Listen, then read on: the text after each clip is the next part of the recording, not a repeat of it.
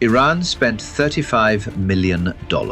Israel and its allies spent $1.08 billion answering. One night created a 30-to-1 cost ratio. Nothing important had to be destroyed. That is the part most people miss.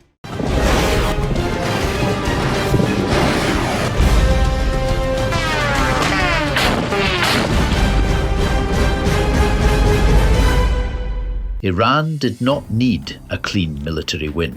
Iran needed an expensive reaction. That changes the whole story, because once war becomes a cost machine, interception stops meaning safety, it starts meaning drain. And the most dangerous part is not the missiles, it is the feedback loop they trigger. Picture a badly designed control system. Feed in a small signal. Force a massive correction. Repeat it often enough, soon the controller overheats. That is not a metaphor. That is modern asymmetric warfare. Cheap weapons go in, expensive responses come out. The ratio between those two numbers becomes the real weapon. Not the drone, not the missile, the ratio. That ratio has a name. Military analysts call it the cost exchange ratio. Engineers would call it a stress test. One side asks a cheap question, the other side pays dearly to answer it. And if that answer costs more every time, the system starts burning energy faster than it can survive. But that is not even the dangerous part, because once a defender is politically forced to respond, the trap closes. A missile can miss and still succeed.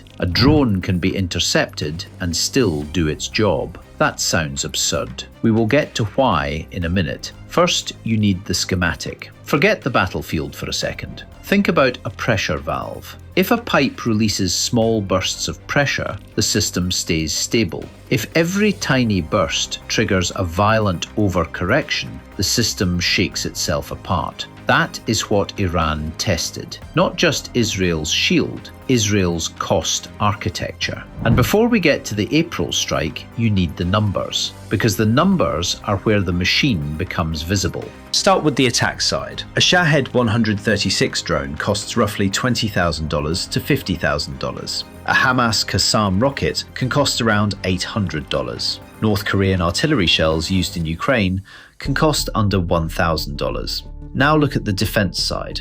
An Iron Dome Tamir interceptor costs about $50,000 to $100,000. A Patriot PAC-2 interceptor can cost $1 to $4 million. A THAAD interceptor sits near $12.7 million per shot, per single answer. That is the first fracture in the system. The attacker spends cheap, the defender replies premium. And the defender does not get to be casual. A defender cannot let one missile hit a power station. A defender cannot let one drone reach a military base. A defender cannot politically tolerate visible failure. So the response becomes compulsory. Every incoming threat pulls a financial lever. Every interception burns money. Every success carries a hidden invoice. Here is the trap in plain English. If a drone costs $20,000 and the interceptor costs $100,000, the defender wins tactically, but economically, the defender just lost 5 times more money. That is not a side detail, that is the operating logic of the whole machine. And here is where the engineering breaks down. The better your shield must look politically, the more predictable your response becomes. The attacker can model you. The attacker knows you have to fire. The attacker knows your answer is more expensive than the question. That means the shield is not just protection. It is a forced spending device. So here's the real question. If you had to design this system from scratch, would you optimize for protection or endurance? Because trying to maximize both may be what breaks it. Zoom out for 1 second. Imagine paying $100 every time someone throws a $20 rock at your window.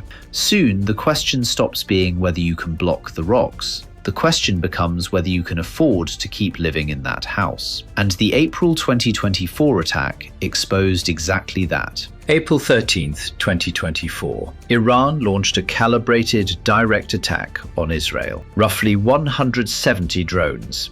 roughly 30 cruise missiles, roughly 120 ballistic missiles, the largest direct attack on Israeli territory in history. Most were intercepted. That became the headline, but the headline missed the machine.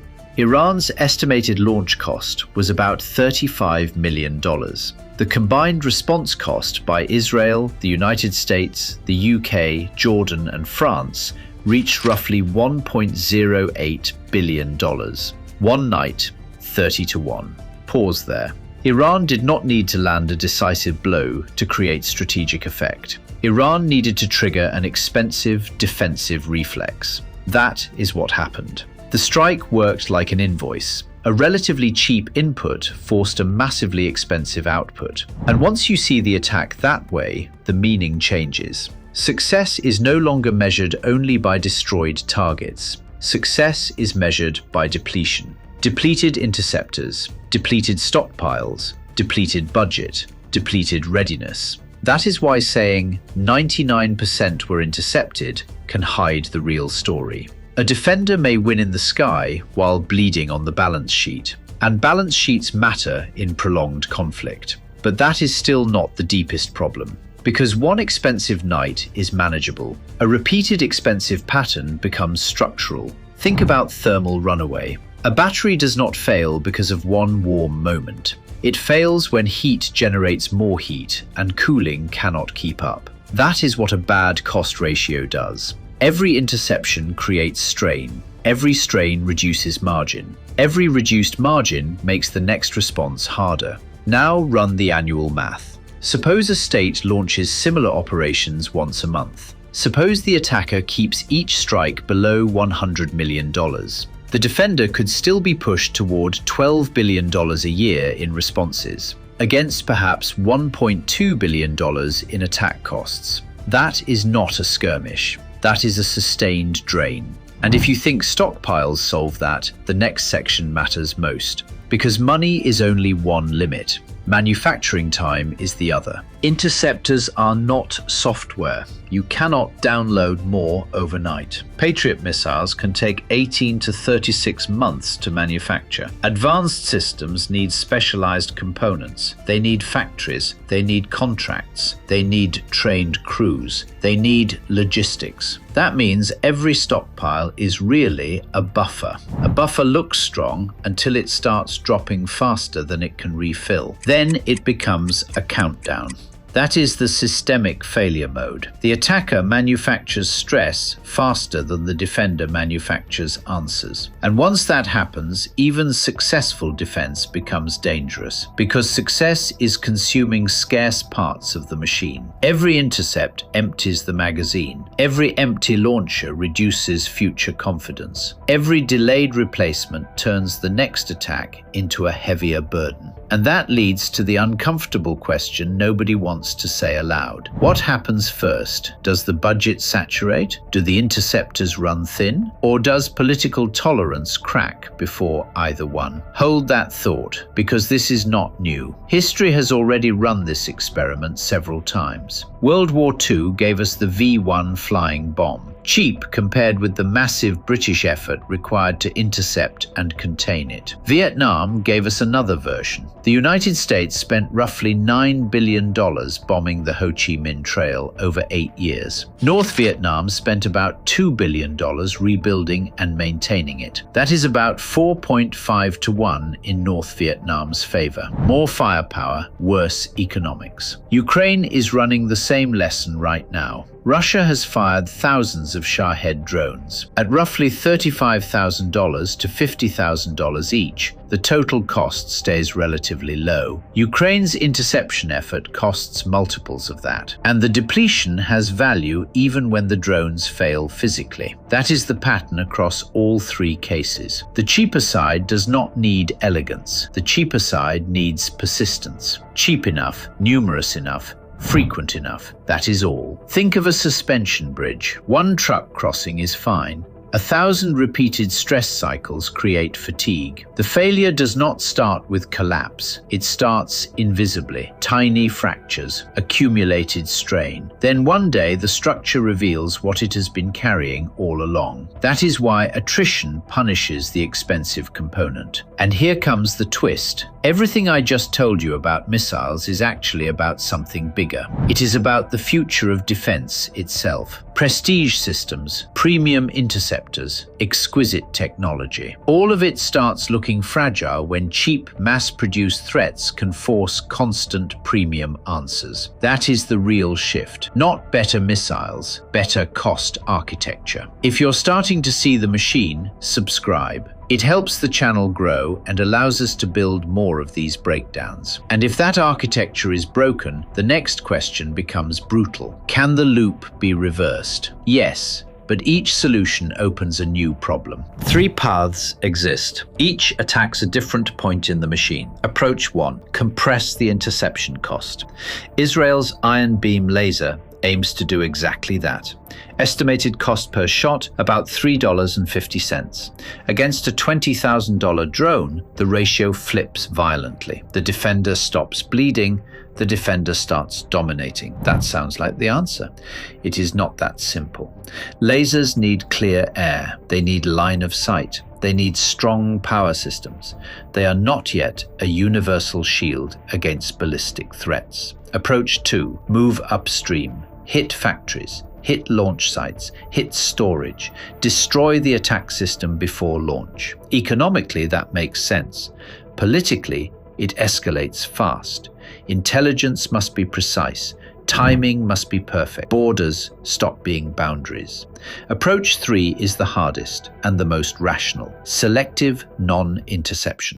That means protecting only truly critical targets. That means accepting some impacts. No government likes admitting that. No electorate likes hearing it. But math does not care about public relations. Where would you place the constraint? At the launcher, the interceptor, or the political demand for perfect protection? Because one of those is driving the whole failure mode, and this is where the real decision sits. Do you keep pretending perfect protection is possible, or do you redesign the system before reality redesigns it for you? Here is the number that should lead every headline. Cost-exchange ratio. Not how dramatic the footage looked, not how many interceptions lit up the sky, the ratio. Because the ratio tells you who is draining whom. Iran does not need to destroy Israeli defenses outright. Russia does not need to collapse Ukraine's grid overnight. They only need the defensive answer to stay more expensive than the offensive question. As long as that ratio stays above 1, the machine keeps running in the attacker's favor. That is the story under the story. That is the hidden schematic. So here is the unresolved truth. The strongest shield in the world may still fail if it is attached to the wrong cost structure. And the question that should linger is simple. When the next barrage comes, what breaks first? The sky, the stockpile, or the budget? Where would you spend the first dollar?